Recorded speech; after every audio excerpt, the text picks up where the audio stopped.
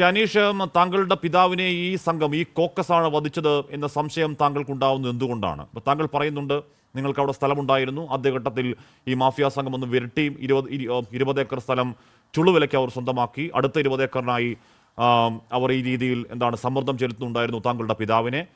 അത് കഴിഞ്ഞ് അദ്ദേഹം മരിക്കുന്നത് ഒരു വാഹനം ഇടിച്ചാണ്. അതൊരു വാഹനാപകട മരണമായിക്കൂടെ ശ്രീ അനീഷ് ജോയ്? എന്തുകൊണ്ടാണ് താങ്കൾ ഈ സംഭവങ്ങളെ അതുമായി കണക്ട് ചെയ്യുന്നത്?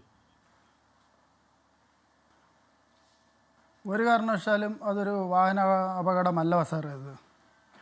അത് എൻ്റെ പപ്പ അത് ഒരു ആയുർവേദ ചികിത്സ കഴിഞ്ഞിട്ട് വരുന്ന വഴിക്ക് വെച്ചാണ് ഈ സംഭവം നടക്കുന്നത്. പപ്പായ്ക്കെന്ന് പറഞ്ഞാൽ ആദ്യം തന്നെ ഭീഷണി ഉണ്ടായിരുന്നു. ഈ വീരേന്ദ്ര ഹെഗ്ഡെയുടെ ഒരു റൈറ്റർ എന്ന് പറയും, അവിടെ വീരേന്ദ്ര ഹെഗ്ഡെയുടെ എല്ലാ സ്ഥലത്തിൻ്റെ ഇടപാടുകളെല്ലാം നോക്കി നടത്തുന്ന ഒരു സുഭാഷ് ചന്ദ്ര ജെയിൻ എന്ന് പറഞ്ഞ ഒരുത്തനുണ്ട്.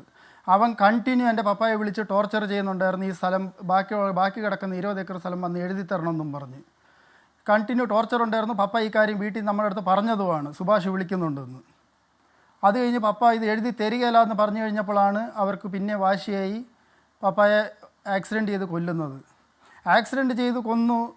ഇടിച്ച വണ്ടി വരെ കിട്ടിയതാണ്. സ്റ്റേഷനിൽ കൊണ്ടുപോയി 2 ദിവസം വെച്ചിരുന്നു ഈ വണ്ടി.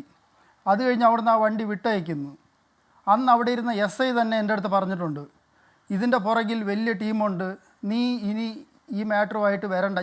ഞാൻ ഈ മൂടുപദ്ര സ്റ്റേഷനിൽ ഞാൻ കുറേ പ്രാവശ്യം ഞാൻ പോയി, എന്താ ഈ എൻ്റെ പപ്പയുടെ ആക്സിഡൻറ്റിൻ്റെ കാര്യം എന്നും പറഞ്ഞ് അന്വേഷിക്കാൻ.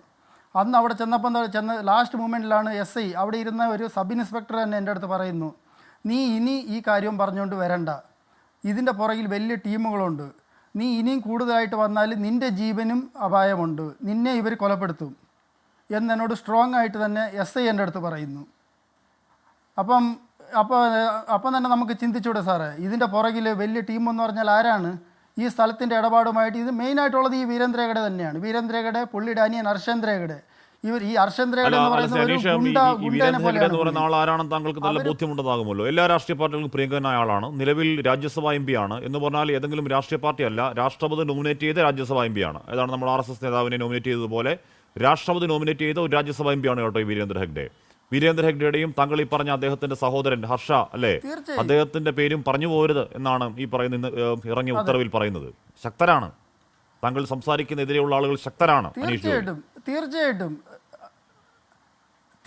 തീർച്ചയായിട്ടും ഇത് അറിഞ്ഞുകൊണ്ട് തന്നെയാണ് ഞാൻ പറയുന്നത്. അവരുടെ ഒരു മുഖം മാത്രമേ എല്ലാവർക്കും അറിയത്തുള്ളൂ, ഇനിയൊരു മുഖമുണ്ട് അവർക്ക്, 2 മുഖമുണ്ട് അവർക്ക്.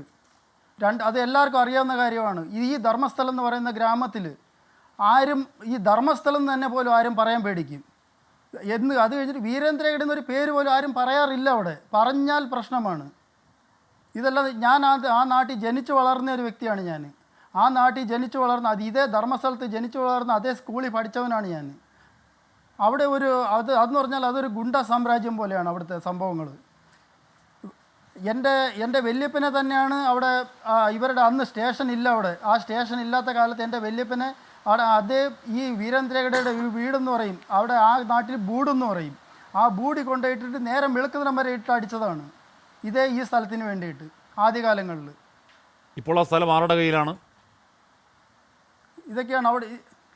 എന്തോ ഇപ്പോഴാ സ്ഥലം ആരുടെ കയ്യിലാണ്? അതിന്റെ പേപ്പറുകളൊക്കെ താങ്കളുടെ കയ്യിലുണ്ടോ അനീഷ് ജോയി? അതിൻ്റെ അകത്ത് കിടക്കുന്ന 20 ഏക്കർ സ്ഥലം നമ്മൾ ആദ്യം കൊടുത്തെന്ന് പറഞ്ഞ് 20 ഏക്കർ സ്ഥലം വീരേന്ദ്ര ഹെഗ്ഡെയുടെ പേര് തന്നെയായിട്ടുണ്ട്. ബാക്കി കിടക്കുന്ന 20 ഏക്കർ സ്ഥലം എൻ്റെ പപ്പായുടെ ചേട്ടനിയന്മാരുടെ പേരിലുണ്ട്. ആ സ്ഥലത്തിന് വേണ്ടിയാണ് സമ്മർദ്ദം. ആ സ്ഥലം ഇപ്പോൾ കൈകാര്യം ചെയ്യുന്നത് ഈ ഗുണ്ടാ മാഫിയ തന്നെയാണോ? തീർച്ചയായും അവരുടെ സ്വാധീനത്തിൽ തന്നെയാണുള്ളത്. ഞാൻ ഒരു 3-4 ദിവസം മുമ്പ് ഇതേ സ്ഥലത്ത് അടുത്ത് പോയി നിന്നിട്ടാണ് ഞാൻ ആദ്യമായിട്ട് ഒരു ന്യൂസ് ചാനലിൽ ഞാൻ ലൈവ് കൊടുക്കുന്നത്. അതോടുകൂടിയാണ് ഈ സംഭവം മൊത്തം പിന്നെ ഇവരറിയുന്നു ഇവൻ പിന്നെ വന്നിട്ടുണ്ടെന്ന്. ഞാനൊരു 7-8 വർഷത്തിന് ശേഷം ആ മണ്ണിൽ ഞാൻ ഒരു 3 ദിവസം മുമ്പാണ് ഞാൻ പോയത്. അന്നാണ് അവിടെ ഫുള്ള് അവർ പബ്ലിക്കായി ഇവൻ പിന്നെ വന്നിട്ടുണ്ട്. അങ്ങനെയാണ് ഞാൻ കേരളത്തിലേക്ക് വരുന്നു. കേരളത്തിൽ വന്നിട്ട് ഞാൻ തളിപ്പറമ്പ് സ്റ്റേഷനിൽ ഞാൻ കേസ് ഫയൽ ചെയ്യുന്നത്. എനിക്ക് ജീവഭീഷണിയുണ്ട്, വധഭീഷണി ഉണ്ടെന്നും പറഞ്ഞ്. അനീഷ് എന്ന് പറഞ്ഞാൽ ബാക്കിയുള്ള 20 ഏക്കർ താങ്കളുടെ സ്ഥലമാണെന്ന് പ്രൂവ് ചെയ്യാൻ ആവശ്യമായ സകല രേഖകളും നിങ്ങളുടെ കയ്യിലുണ്ട്? തീർച്ചയായും എൻ്റെ കയ്യിലുണ്ട്. ഓക്കെ, ഞാൻ അങ്ങയിലേക്ക് എത്താം. ശ്രീ